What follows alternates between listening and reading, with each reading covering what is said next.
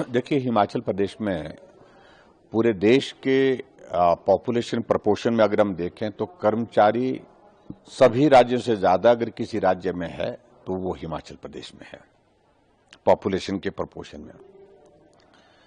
और ऐसी सूरत में इस बात को हमको मान करके चलना चाहिए, जो बजट में हमारे जो प्रोविजन रहते हैं उसमें बहुत बड़ा हिस्सा जो है लगभग 39-40% के लगभग जो है वो पेंशन और सैलरी में चला जाता है। एक लगभग 2000 रुपए की एक कमिटेड लायबिलिटी मतलब देनदारी जो है वो कर्मचारियों और पेंशन की जो है हर महीने की आती है 2000 करोड़। और ऐसी सूरत में जब आज महीने की 4थी तारीख हो गई लेकिन उसके बावजूद भी सैलरी कर्मचारियों को मिली नहीं, पेंशनर्स को पेंशन नहीं मिली, ये स्थिति अगर हम देखें तो सचमुच में प्रदेश की स्थिति आर्थिक रूप से अब बहुत खराब दौर में से गुजर रही है। और ऐसी सूरत में सरकार के पास बहुत कम साधन है, कुछ माध्यम हैं जिसके माध्यम से प्रदेश को बाहर निकाला जा सकता है। और हम इस बात को भी देख रहे हैं कि हमको संतुलन बनाना पड़ेगा। जिस तरह से मुख्यमंत्री लगातार डीजल की कीमतें बढ़ा रहे हैं, सीमेंट की कीमतें बढ़ा रहे हैं, राशन की कीमतें बढ़ा रहे हैं और सारी चीजों में जो इंक्रीज कर रहे हैं, बसों का किराया बढ़ा रहे हैं और टैक्सेस सारी चीजों पे लगा रहे हैं, उससे मुझे लगता है कि एक पार्ट ये भी देखना चाहिए कि गरीब लोगों के ऊपर बोझ ना पड़े। बिल्कुल ऐसी स्थिति ना हो कि गरीब आदमी का जीना ही मुश्किल हो जाए, इस बात को भी ध्यान में रखने की आवश्यकता है।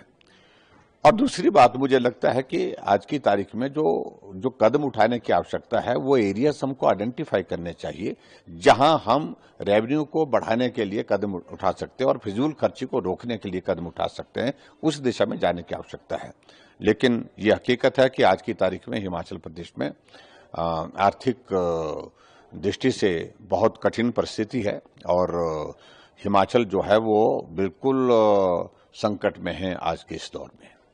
ये देखिए, इन सारी चीज़ों का कोई मतलब नहीं। जिन शब्दों का इस्तेमाल मुख्यमंत्री जी सुबह कुछ बोलते, शाम को कुछ बोलते। सुबह बोलते हैं कि आर्थिक रूप से हम बड़े संकट में हैं, फिर उसके बाद कहते हैं कि हम संकट में नहीं हैं, आर्थिक रूप से कोई संकट नहीं है हिमाचल प्रदेश में, हम 2027 तक हिमाचल प्रदेश को देश का सबसे समृद्ध राज्य बनाएंगे।